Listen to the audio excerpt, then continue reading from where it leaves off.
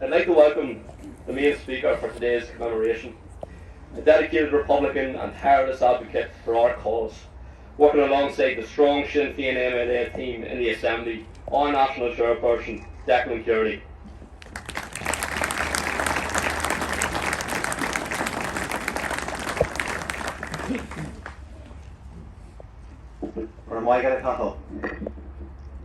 Agus fáilte roh go léir ag an áit puntasach starúil seáil san Edentubber, agus géimis glúfáirtíach le clunne na martyry.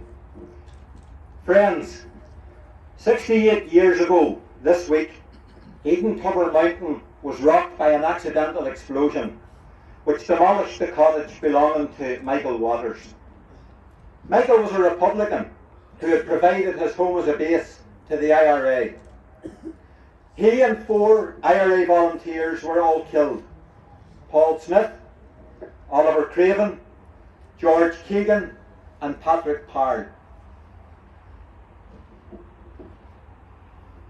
Their deaths represented the single biggest loss of life for the IRA since the Civil War, 35 years previously. The Edentubber martyrs were killed in the middle of the IRA's border campaign. Partition had been imposed in 1921. The British continued to occupy the 6 counties and to prop up the creation of a sectarian, unionist, one-party state. The launch of the border campaign was the most coordinated IRA offensive against British occupation in Ireland since the Tan War. It mobilised army volunteers from all over Ireland. In the same period, Sinn Féin contested British general elections in the north in 1955, winning 2 seats. Later in 1957, the party won 4 seats in Dáil Éireann. Michael Waters, Oliver Craven and Paul Smith were local men. George Keegan and Patrick Parr came from Wexford. George and Patrick were strongly influenced by their own county's proud role in their freedom struggle stretching back to 1798.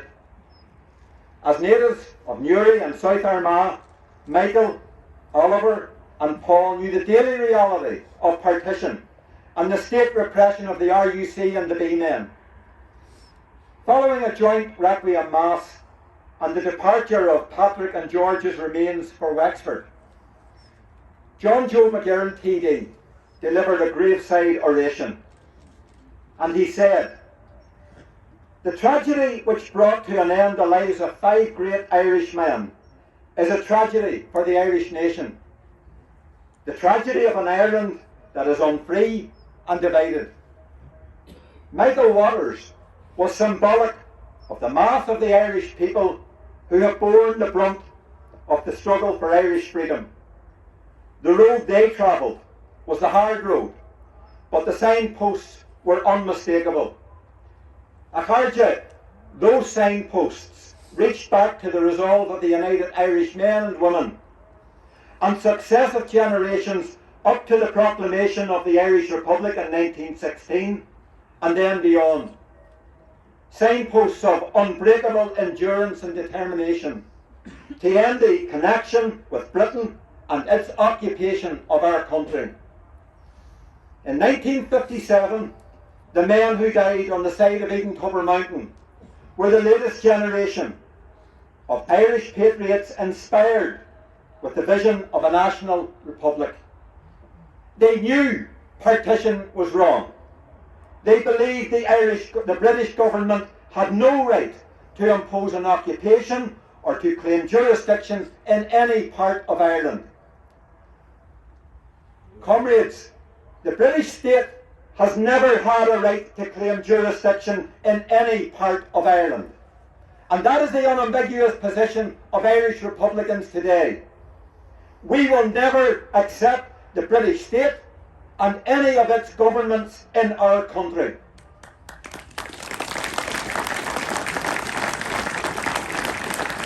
Today, the Edentubber martyrs rest among the pantheon of our Republican patriot dead. Those who represent the continuity of struggle, who refused to conform to the imposition of foreign colonial rule, who stood in the barn at wheel throughout the 1800s and the 1900s, right up until modern times. The achievement of the Good Friday Agreement means that peace prevails. But Akharja, it is a peace settlement, not a political settlement. Today Ireland is transformed, but many challenges remain. The Republic has still to be achieved. We recognise that the past remains deeply contested, and so too are forms of commemoration and remembrance. Sinn Féin believes that the dead from all traditions should be afforded the right to respectful commemoration. That extends also to our Republican patriot dead. And we make no distinction between the men and women of 1916, the Tan War, and those who died during the border campaign and here at Edentubber.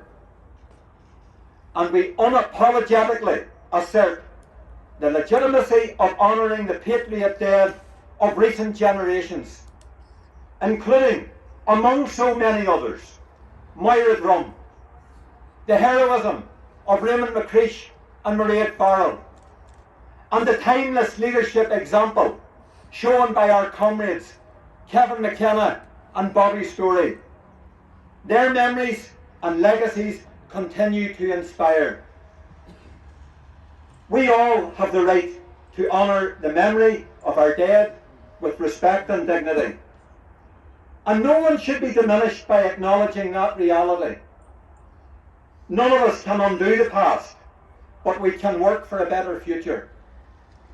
Sinn Féin leaders have consistently sought to heal divisions through efforts to build trust and foster reconciliation. And that has often meant stepping beyond traditional comfort zones.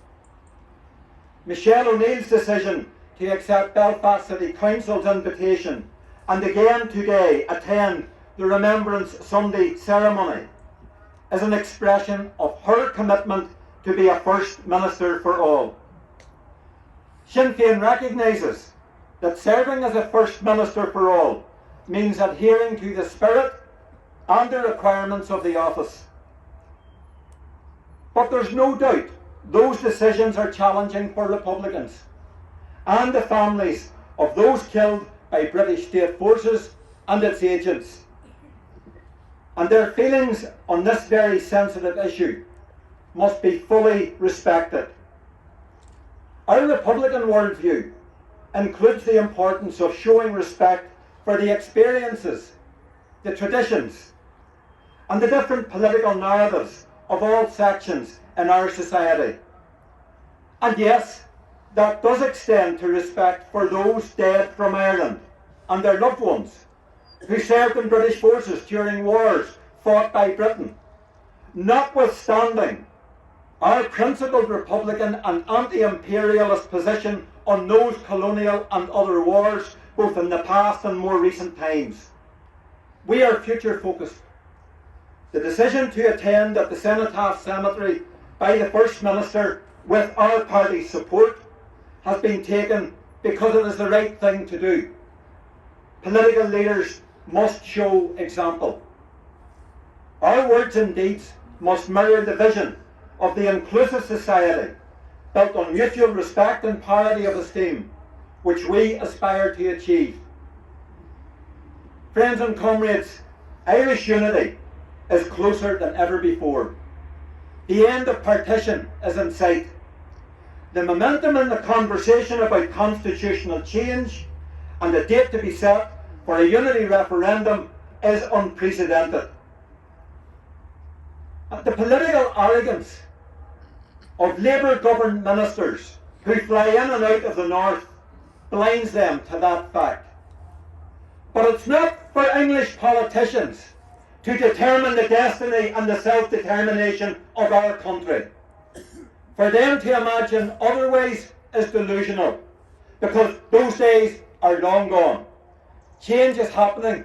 We are in a new political space. It's time for a new chapter to be written.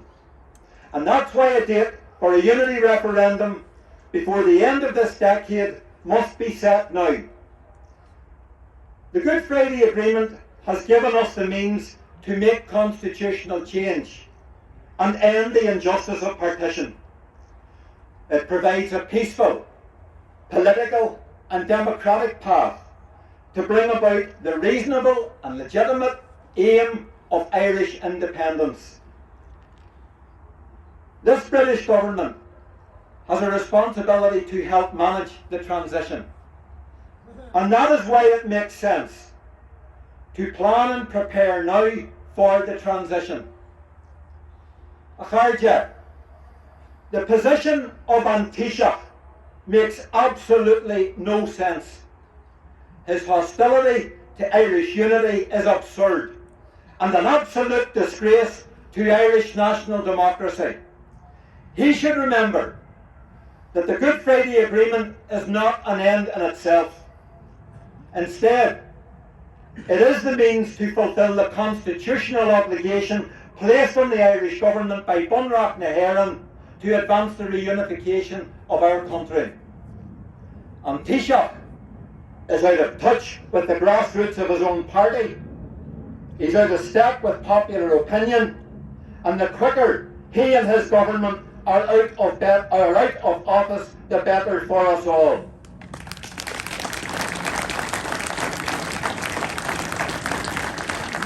On Tuesday, we will witness the inauguration of Kearney as Uachtaráin na Héireann, and her election was momentous. In an Ireland and a world in which there is so much despair, disadvantage and inequality, she has brought hope and shown that change is possible. Cur an factus Uachtaránachta an Gaelic Ilaranini. Spragan Tuachtarán Tuffa, Dohas san Oige. Horshi a gavnia doon ya galir, gorth we skaha kiela a waras nadini. And her election, friends, her election sent rays of hope and joy to our Palestinian sisters and brothers, that leaders in the West do care about them. And from this place this afternoon, we send love and solidarity to the people of Gaza and the people of the West Bank, and all of our support for them in their quest for national self-determination and freedom. Jeremish, Saoirse don Palestine.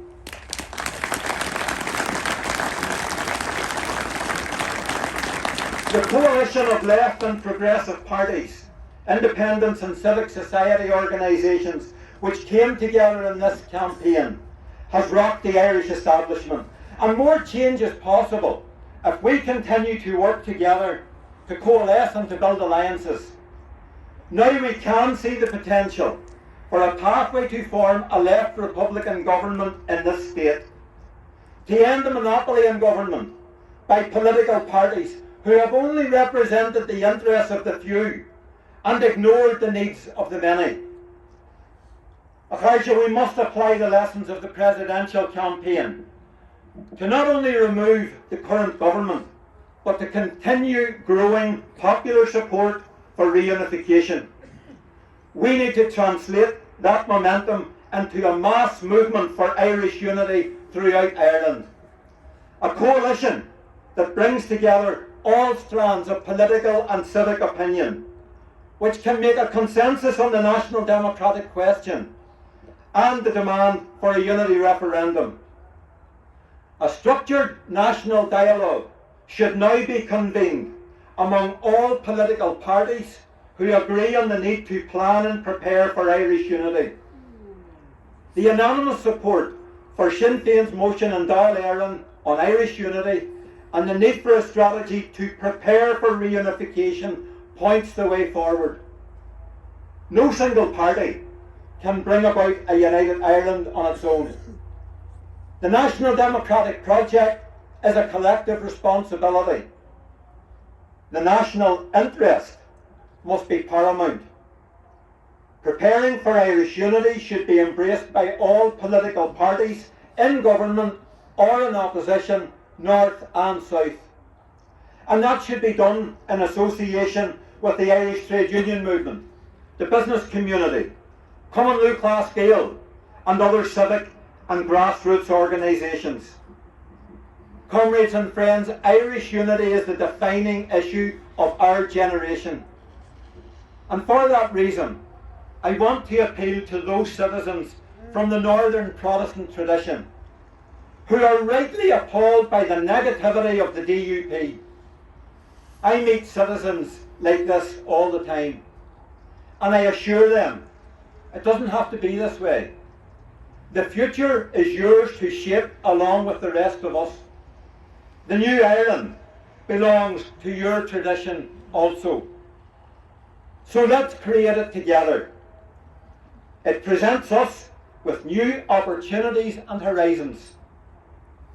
Friends, we can be the change makers in Ireland's national journey, to move beyond the tragedies of the past, to shape a new future for present and new generations, and to construct a new constitutional settlement built upon national unity, equality and social justice. So friends and comrades, let's leave Edentubber today seized by that ambition, committed to realising a new national republic in our time. A Kharja, Tapagi and Jesh, Erailin Nikela, Berigi Bua.